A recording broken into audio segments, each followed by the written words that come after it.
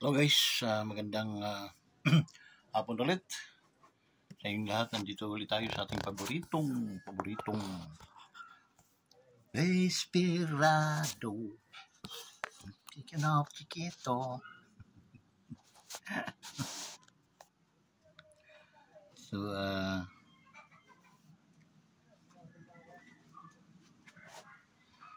magandang hapon mga minamahal, ating mga ka-wanderers at saka mga diba? Ating mga ka-OFWs, no? Scattered around the world. Kumusta kayo? Shout out sa inyong lahat, guys. Okay? Ating mga kamag-anak, no? Diyan sa Southern Leyte. Ang mga Albero diha, no? Shout out sa inyong tanan diha, mga Albero. Okay? Sa inyong mga silingan, mga ka-agawan. Okay? Shout out sa inyong lahat. Okay? Diha sa kuan, sa Tacloban. Sa mga lasi diha, no? Shout out sa mga lasi, no? Sila Junjun, si Juban, si Junald, si Inday, at saka na kanya Manosente, no? Okay, shout out sa inyong lahat dyan. Si Pato and family, shout out to. Kan daharawis, maupay nga liwas sa mga tanan. Uno pa ngayon ito. Liwas na ngayon. Adto kay tulo ka adlawan pista dida.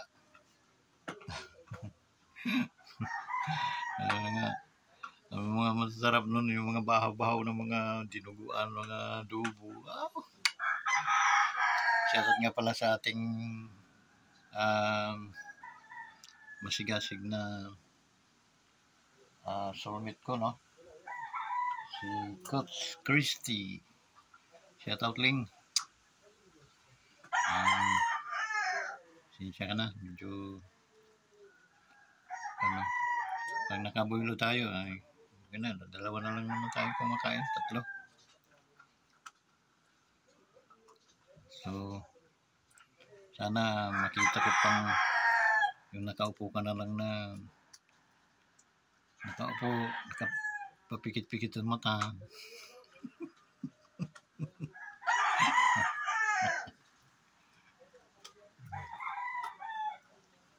Abutan kita ng tubig.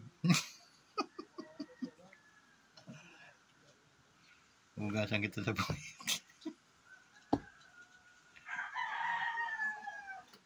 So yun, no?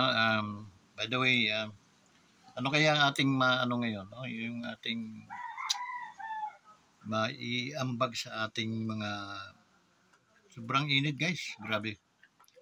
Sobrang init. Napaka-inert sa ating planeta. So guys, ano kaya ang pwede nating pagsalusaluhan sa mga oras na ito, no? Friday ngayon, guys. At least ng Mayo the 3. Kaya yun. Ano pa? Ating mga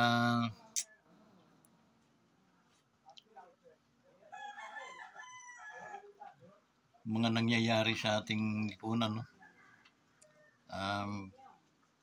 Wala naman dahil paubaya na lang natin sa mga kasi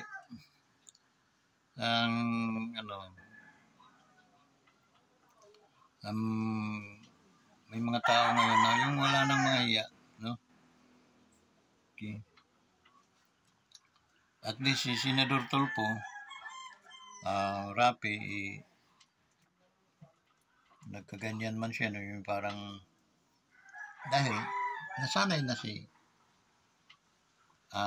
Rapi Tulfo, si Senador Rapi Tulfo sa kanyang mga trabaho. Okay, aring mga vlogger na mga ungas, tignan mo, ito si Putang Hiya, pag mababatukan mo Dahil parang masterize niya lahat ng anggulo ng mga lahat. Kumbaga lahat ng mga subjects, alam na alam. Mayroon siya agad ng anak ng pating boy. Parang ganyan ka ata rin boy. Yeah. Although nasa itsura. Ako kasi, bibihira ako maghula ng tao na hindi nakakatotoo. Dan mo itsura niyan, ini putang hiya.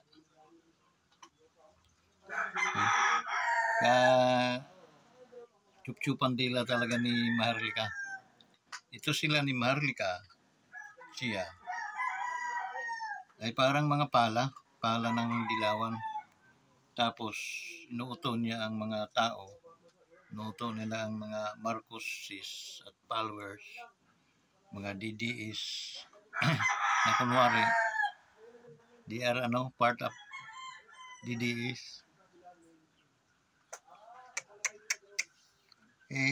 Tulad sa amin mga bright, mga bright na tao, alam namin. Tingin lang namin sa inyong mga mata. Sobrang pag kuminto siya noon, kasi nangunguminto lang naman siya. Wala naman siya sariling identity. Nangunguminto siya, tulad yung kinumintuhan niya lahat ng mga sinasalang niyang kuminto. Mayroon siyang explanation agad, yung parang akala na itong Judas na to, ipapaniwala naman tayong eksperto.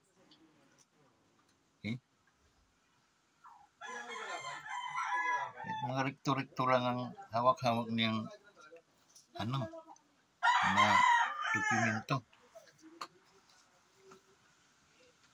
Kasi bato muntik-muntikan na niyang birahin. May takot pa rin. Mambyo-kambyo. Ay, nako boy. Utang hiya ka. Talagang mamumudmud kita sa ng sapatos ko pag ganyan. Dahil ako pa naman ayaw ko yung mga ganyang klase para mga baliw na hindi mo manoa. Maninira siya, tek. Pag alam niya ang medyo delikado, cambio. Pero tulad sa ating mga matatalino ata. So yun, no? Yun ang aking na wala namang mga siraulong nagtatagal na pupuksa din agad yun. So guys, pang ating gagawin ngayon, no? Kay President Marcos, kung halimbawa man press ay may pagkakamali or sa tingin mo di mo kaya, pero kaya mo yun, no? Huwag kang mawala ng pag-asa. May dugo kang Marcos, binoto ka namin, alam namin kaya mo yan. Tsaka baguhin lang ang system kasi parang nagkamali ng system, no? Huwag mong pakinggan yung mga hindi magandang mga bagay-bagay katulad na ginagawa ng iyong pinsan, no? Mali ang mga niya mga tirada niya. Ngayon, kung magpapaniwala ka doon, yun ang magdadala sa iyo sa putik ng kaguluhan. Matalino ka doon. Ikaw ang hinanga namin, ikaw ang binuto namin, kaya ikaw dapat ang mamuno sa ating bansa. Hindi yung asawa mo. Kasi minsan nagpapaniwala na rin ako na pero wala pa tayong lakas para magbigay ako ng aking komento kay Madam. Pero sana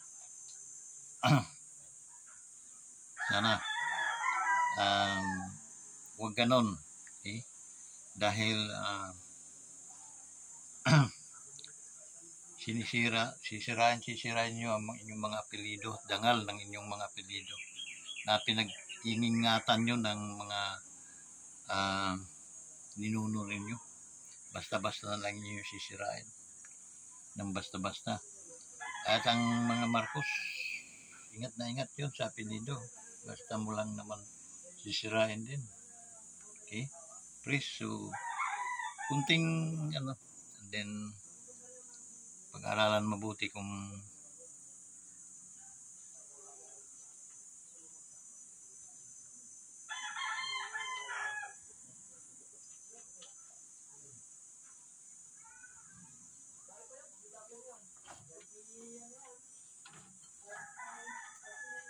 hindi maganda eh. So yung mga pangyayari, no, tulad ng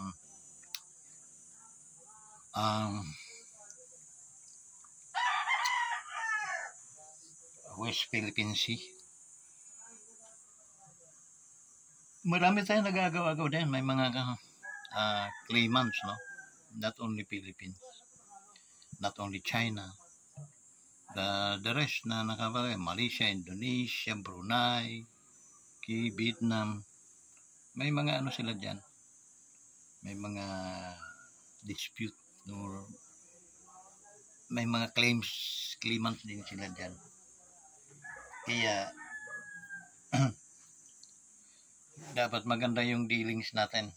Tsaka bakit parang alop tayo sa China na China is before they are a sleeping giant, but now they are a weekend, no? Gising sila, and then nakakatakot yan because they are one of the most powerful nation in this world. So napakahirap kung nasa Asia sila, neighbor country natin, then we believe dun sa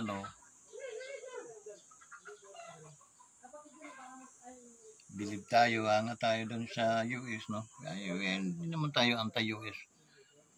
Pero alam nyo guys, lalo na yung mga ibang Pilipino na napakadali nilang isipin na di tayo pag naggira ay girahin tayo China at kakampihan tayo ng Amerika. Lo mo, nalusaw na ang bansang Pilipinas bago mangyari yon. Bakit? Maraming mga paraan pa yan sila, proseso, no? Dadaanin pa nila yung sa ano pa yon sila, magkukurom-kurom, tapos pag-aaralan nila yun, magbubutuhan nila, tayo ba tulungan ba natin ang Pilipino? Yes or no? Bubutuhan nila yun. Hindi basta-basta yung guys na nagputukan. Tsaka may agreement nga kayo. Okay? Sa sakripisyo ko ba naman yung aking sa Pilipinas? What is Pilipinas? Okay? Be wise. What we need to do now is to be a friend of them. China's maunlad silang bansa. Napakasarap na sila'y kaibigan din natin. Okay? Because napatunayan na yan. Mga tao din yun. They have feelings. Mga marunong din silang manrespeto, umalang. Okay? Mas maano pa nga yan kaysa ating mga Pilipino sila. Bakit? Because sila, they are improve ang life nila. Because magagaling talaga sila, no? Sa negosyo. So, aawayin mo yun para ka nagtampo ng bigas. Okay? Tampo ka sa bigas. Guys, be open-minded. We need China. Okay? Dahil unang-una, nandito sila sa ating neighbor country lang natin sila. At the same time, meron tayong halos pagkakaparihas na attitude. Okay? Bakit? As a Asian country. Okay? Lahat may mga paninindigan sila. May mga paninindigan din naman tayo. The reason why, bakit ko inaano sa inyo, bakit kailangan ninyong awayin ng China? Bakit hindi kayo at least sa kanila? Okay? They are maunlad na mga bansa yan.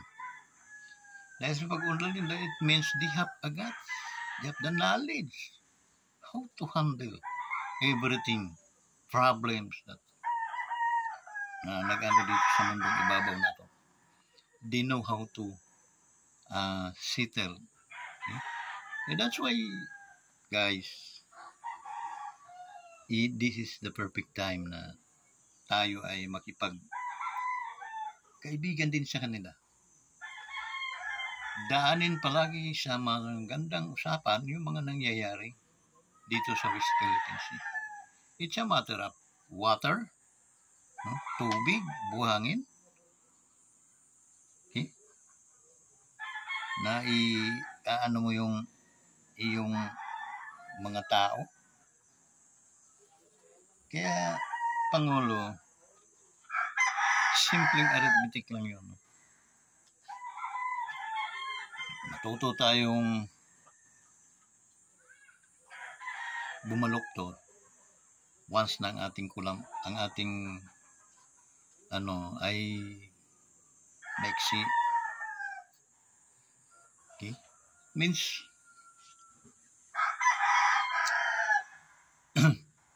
tama yung ginagawa ni Pangulong Duterte before, no? Enemy of none, prince of all. Yan ang the best na palisiya. Napaka galing ng Pangulo. So, I hope so that this son of Ferdinand Marcos become a president, and I know that he has also regards, has also knowledge to handle all things na malagay tayo sa tamang paglalagyan. Okay? Hindi tayo mapapahamak, hindi tayo mapapasubo, at maawa tayo sa mga kabataan at mga matatandang hindi na pwedeng makatakbo sa oras ng gera. And then, mayroon akong vlog noong araw, pinaliwanag ko na sa iyo what is the essence of war. Okay? What is the wages of war? Okay? Babalik-balikan pa ba na natin yung tema na yun? Okay? Destruction. Okay? Destruction between buildings and lives of the human race. Okay? So, we cannot stand to China, but as a friend, we can stand, can create new friendship. Kung ano ang gusto, pag-usapan at pagsalo-saluhan. That is the best. So, Filipinos like me, like sa aking mga lahi, sa aking mga kaibigan na nandito sa Pilipinas at nandoon sa labas ng bansa, ipanalangin natin ang ating Pangulo. Okay? Hindi yung putak-putakan natin pagalagang Pangulo dahil siya there is si Vice Inday ay mayroon yung termino. So alam kong hindi basta-basta si Vice Inday kakagat dun sa mga unless talagang kailangan. So hindi ko rin naman pwedeng i-disagree ang ating dating Pangulong Digong. He is a brilliant president also. Sa daming humangan yan, ako mismo, okay? Nasa Malaysia, Indonesia, ako talagang hanga sila sa aking Pangulo.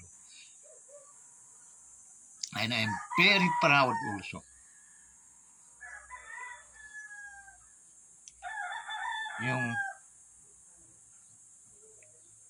Yung ina-appreciate nila yung Pangulo ko. Your president is a very nice president. He is a very good person. He is a very brilliant man. You see? Narinig ko sa ibang bansa. They believe to our President Digong.